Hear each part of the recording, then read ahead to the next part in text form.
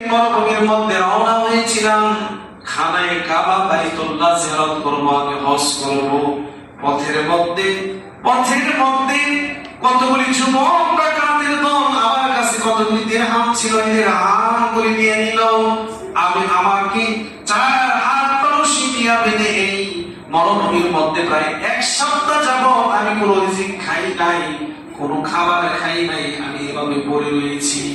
অবশেষে আল্লাহর উপর ভরসা করে বলেছি, আল্লাহ, জমিনের মালিক আমার আল্লাহ, আকাশের মালিক আমার আল্লাহ, তুমি তো আমাকে সৃষ্টি করেছো, তোমার উপর ভরসা ছাড়া আর কোনো আমার নাই, এখন আমার কেহ নাই। রিজিকের মালিক তুমি আল্লাহ, হায়াতের মালিক তুমি আল্লাহ, ইচ্ছা করলে আমাকে এই মুহূর্তে তুমি দুনিয়া থেকে বিদায় করে নিতে পারো।